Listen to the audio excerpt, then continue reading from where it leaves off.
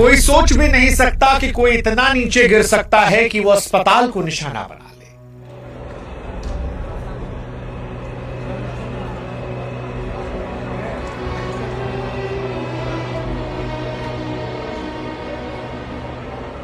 केवल मानवता से वंचित लोग ऐसा कर सकते हैं। ये मेरे शब्द नहीं हैं, ये 8 अगस्त 2016 को पाकिस्तान के मौजूदा प्रधानमंत्री शहबाज शरीफ के शब्द हैं। और इसीलिए आज हम शहबाज शरीफ से कहना चाहते हैं कि सुनो शहबाज, ये ट्वीट निकालकर अपनी आंख पर मल लो, शायद काबुल के अस्पताल से निकलता धुआं तुमको साफ साफ दिखने लगे। क्योंकि जिस इंसानियत की दुहाई तुम दे रहे थे, उसी पर नीचता की आग तुमने आज काबुल के अस्पताल पर बरसाई है। इंसान और गिरगिट में फर्क होता है, गिरगिट रंग बदलता है, लेकिन शहबाज, आसिम मुनीर जैसे लोग शायद आत्मा का रंग भी राजनीति के हिसाब से बदल देते हैं। और तभी तो रमजान के पाक महीने में 27वीं शब पर आज काबुल के सड़के नवा इलाके में 1000 बिस्तरों वाले अस्पताल से 400 लोगों की लाशें दिखाई पड़ी हैं। वो जो आग की लपटें हो बताती हैं कि न चिंता इंसानियत की है, न इस्लाम की है। क्योंकि चिंता होती तो 2016 में जो अस्पताल पर हमला करना पाप था, वो आज पुण्य थोड़ी ना होता। और वैसे भी ये फौजी अड्डा नहीं था। अगर रमजान को भुला भी दें तो ये उन मजबूरों का ठिकाना था जिनके अपनों ने सुधरने के लिए भेजा था। लेकिन पाकिस्तान ने बम उड़ाकर बताया कि खुदा की इबादत करना हो या इंसानियत दिखाना हो या हमदर्दी, ये सब तब तक है जब तक फायदे में। आज शहबाज और पाकिस्तान ने साबित किया कि ह्यूमैनिटी का सिर्फ वो लिबास ओढ़ते हैं दुनिया को दिखाने के लिए, अंदर से वो दरिंदे हैं। वो दरिंदे जिन्हें खुदा का भी खौफ नहीं है। नमस्कार, मैं हूं शुभांकर और आज अफगानिस्तान में जो कुछ हुआ है उसने दुनिया को शॉक कर दिया है, शर्मसार कर दिया है, मानवता को तार तार कर दिया है। और आज दुनिया ये पूछ रही है कि ये कैसा इस्लामिक मुल्क है, ये कैसे मुसलमान लोग हैं जो इस पाक महीने में भी दुनिया को खून का तोहफा देते हैं, अपनों के घरों पर बमबारी कर देते हैं। उस महीने में जिसे रहमत का महीना कहते हैं, वो महीना जिसमें खुदा कहता है कि परिंदे को तकलीफ देना भी अपराध है, उस महीने में, उस 27वीं रात को जो सबसे पवित्र मानी जाती है, उस दिन बेगुनाहों के ऊपर बम बारूद गिराकर अपने अंदर के जानवर को दिखाते हैं। लेकिन क्या ये खुदा की गरिमा को भी तार तार नहीं कर रहे? क्या ये वही इस्लामी जमहूरिया है जो खुद को इस्लाम का रखवाला कहता है? ये सवाल आज काबुल में वो लाशें पूछ रही हैं, क्योंकि उस अस्पताल पर बम गिराते वक्त शायद इनके हाथ नहीं कांपे, इनका जमीर नहीं कांपा। सहरी और इफ्तार के वक्त जब लोग चैन की सांस ले रहे थे, तब पाकिस्तान की वायुसेना मौत का सामान गिरा रही थी। दुनिया में बेशर्मी के कई रंग दिखे, लेकिन पाकिस्तान के जैसा ये बेशर्म रंग कहीं नहीं दिखा। और ये हमला ये बताता है कि पाकिस्तान के लिए ना तो मजहब की अहमियत है, ना खुदा का खौफ, बस बारूद सबसे बड़ा सच है। सत्ता की भूख मिटाने के लिए बेगुनाहों का खून बहाना इनकी पुरानी फितरत रही है। हिंदुस्तान में भी यही किया है और आज फिर इन्होंने यही किया है, फिर यही किया है। हिंदुस्तान से लड़ते वक्त ये मजहबी बातें करते थे, अफगानिस्तान में वो भी नहीं है। जो नहीं जानते उन्हें बता दे कि जो तस्वीरें आप देख रहे हैं, जो खौफनाक मंजर आप देख रहे हैं, ये अफगानिस्तान की राजधानी काबुल के सड़के नवा इलाके में देखने को मिला, जहां नशे की लत से जूझ रहे लोगों के लिए 1000 बिस्तरों का एक विशाल पुनर्वास अस्पताल बनाया गया था। हम जब अफगानिस्तान गए थे तो इसी अस्पताल का जिक्र गुलबुद्दीन और उनके क्रिकेट के सीईओ लगातार कर रहे थे। वो कह रहे थे कि देखिए, दुनिया हमें पैसा नहीं दे रही, इसके बावजूद हम तरक्की पसंद मुल्क हैं और हम हमारे मुल्क से नशे को खत्म कर रहे हैं, उन लोगों को अस्पताल में भर्ती करवा रहे हैं, उनके जीवन को बेहतर कर रहे हैं। इसीलिए हम अपने खिलाड़ियों को लेकर वहां जाते हैं कि उनसे मिलेंगे, सीखेंगे। और वो गुलबुद्दीन की तस्वीरें भी आज वायरल हो रही है, शहीदी की तस्वीरें, गुलबुद्दीन की तस्वीरें, नसीम की तस्वीरें। और वो जगह जो जिंदगी मिलने का दोबारा मौका था, पाकिस्तान ने इस पाक महीने में उसे निस्तनाबूद कर दिया। वो पूरी इमारत आग के गोले में तब्दील हो गई। उसकी लपटें देखकर हर अमन पसंद इंसान का हृदय जो है वो आज हिल जा रहा है। 400 लोगों की मौत इस पाक महीने में, 250 से अधिक बुरी तरह झुलसे हैं। जिंदगी नाजुक है। माना जा रहा है कि मरने वालों का आंकड़ा जो है वो और बढ़ेगा।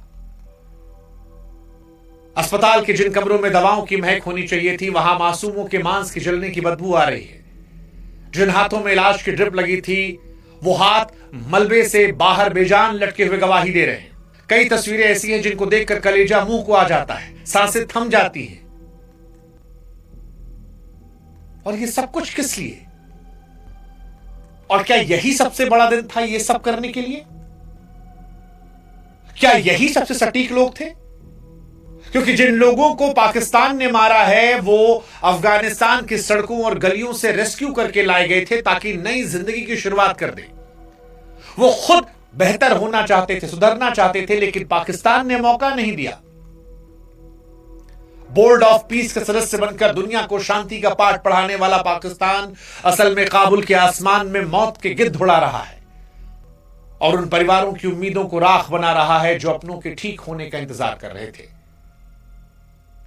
और हैरानी, खामोशी इस बात की कि वो मुस्लिम मुल्क जो एक होने की दुहाई करते हैं आज वो भी सेलेक्टिव हो रहे हैं। और ये सवाल उठेगा आज, ये सवाल उठेगा कि क्या मुल्क देखकर यह तय करना है कि कहां के जख्मों से दर्द होगा और कहां के जख्मों को देखकर आंखें मूंद ली जाएगी?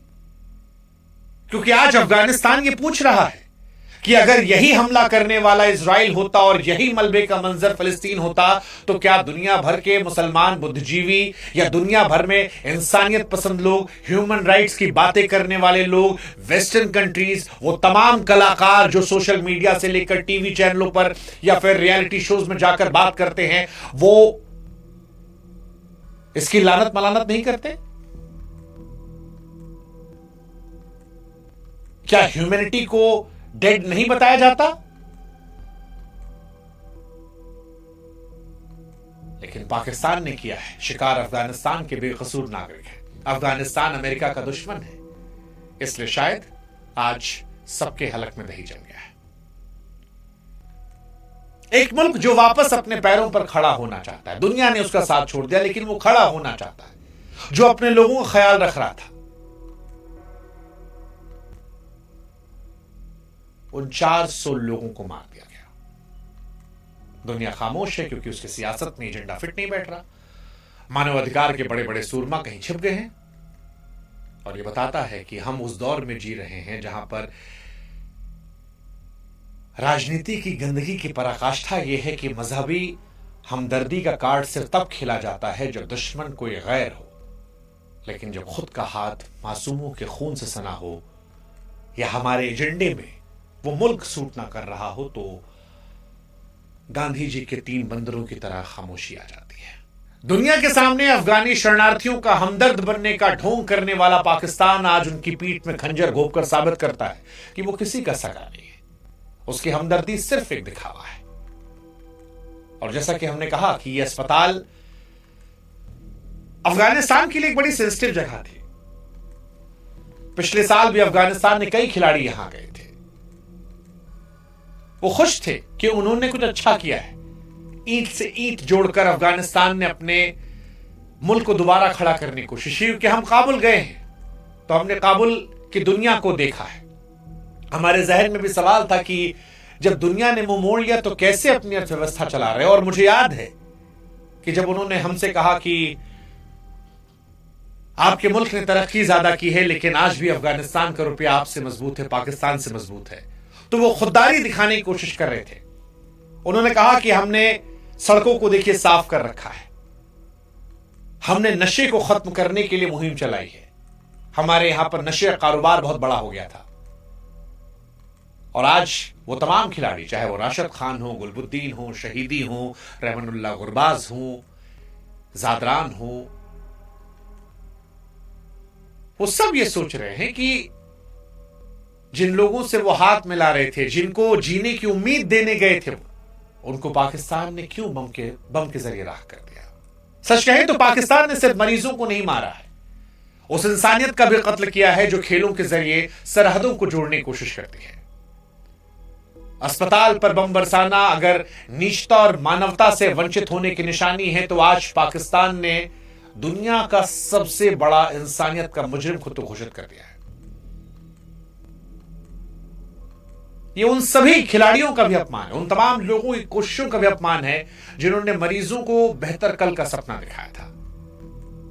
और करने वाला वो मुल्क है जिसके पास अपनी आवाम को खिलाने के लिए आटा नहीं है, जो न्यूक्लियर बम की धमक लेकर भी अपने स्कूलों को 2 हफ्ते के लिए बंद कर देता है, 60% बसें बंद कर देता है, जो आए दिन सऊदी के सामने भीख मांगने पहुंच जाता है, जिसने अपने मुल्क की इज्जत कभी चाइना के हाथों में, कभी अमेरिका के हाथों में, कभी गल्फ कंट्रीज के हाथों में गिरवी कर रखी है।